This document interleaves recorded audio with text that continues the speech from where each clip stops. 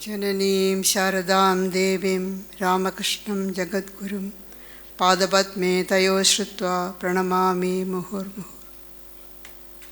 My most humble pranams at the feet of Sri Ramakrishna, Holy Mother and Swami Vivekananda.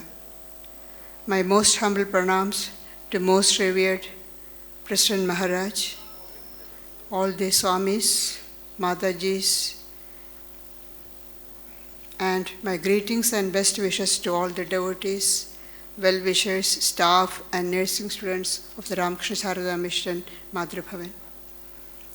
I have been asked to speak a few words on the topic Holy Mother and the ideal of service. In the first glance at the life of Holy Mother, we don't see any service activities undertaken by her. She didn't go for any relief work. She didn't run hospitals, dispensaries, or educational institutions. She lived a very unassuming life like any other village woman of those times. However, a deeper study of her life shows Holy Mother as the embodiment of the ideal of service. The Upanishads proclaim Sarvam Khalyudam Brahma, everything is verily Brahman. Again, Ishawasimidam Sarvam Etkincha Jagatyam Jagat. Whatever is there, moving or unmoving, is pervaded by the Lord. And Sri Krishna in the Bhagavad Gita says, Ishara Sarva Bhutanam Hrideshe Arjuna Tishtati. The Lord resides in the heart of all. So the Lord is present in all, showing the oneness of all beings. Everything is verily Brahman or God.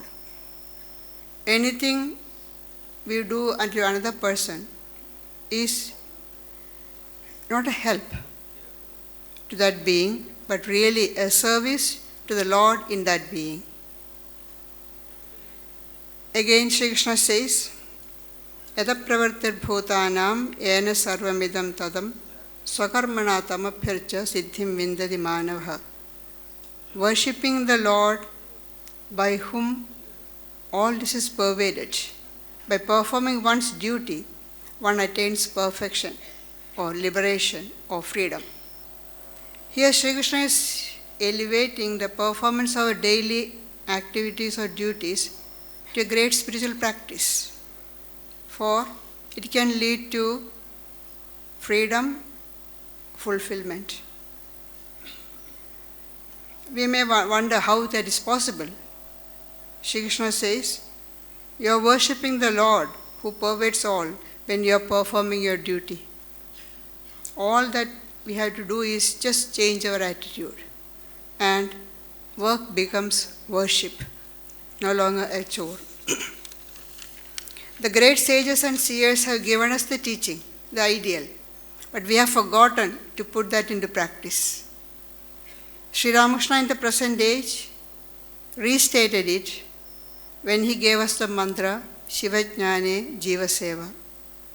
Swami Vivekananda proclaimed it to the whole world and made it the motto of the Ramakrishna order in the words Atmana Mokshartham Jagat Hidaya. And Holy Mother showed through her life how to practice in our daily life. It is by seeing the oneness of all that Holy Mother was able to say, Amjad the robber is as much her son as Sharat. Swami Sharadananda, the General Secretary of the Ramakrishna Mutt and the great disciple of Sri Ramakrishna. The only speciality is that seeing the oneness, she enveloped all beings, men and women, beasts and birds, all with her motherly love. She served her monastic attendants, relatives, devotees, the villagers, the laborers, animals. She had her pet cat, the parrot, Gangaram, the cows, all she served. None was deprived of her love and service. The Upanishads instruct us to treat all with respect. Shraddhaya Deyam. give service, give whatever you are giving with respect. That's why Swami Vivekananda says, let the giver kneel down, let the receiver stand on the pedestal. Be grateful that you have been given the opportunity to serve. Because that person is God, you are serving the God. When the idea of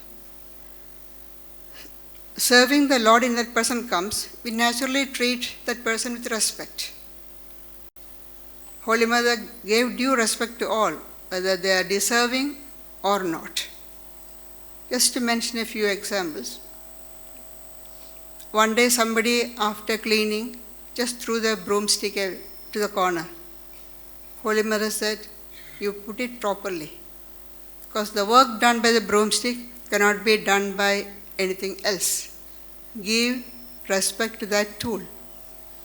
Again, coming back to Amjad, Nalini Didi, mother's niece, was serving Amjad. Because of a caste prejudice, she was standing far away and throwing the food onto the plate, leaf plate. Holy Mother said, this is a way to serve a person, serve food. Come, let me do it. She took the vessel from Nalini Didi and served Amjad as though her own son, giving respect, due respect. And again we see Holy Mother saluting a Brahmin priest very respectfully because he had done some ritual that she wanted to be done, performed. Just like any other ordinary woman, which we may think the priest doesn't deserve. But for Mother, there's no question whether the person is deserving or not. Give due respect to everybody. Here in Mother Bhavan, we see this ideal of service practiced by Holy Mother is being followed every day. Yesterday we heard, and today also in the short video we heard about the two pioneers, Most Revered Pravrajika Bhakti Prana Mataji and Most Revered Pravrajika Seva Prana Mataji, who worked tirelessly day and night serving the living mothers. The patients who came here, they were not patients for them. They were the embodiment of Holy Mother. Holy Mother come in that form. So they served. It was not a service, it was worship. Worship of the Mother.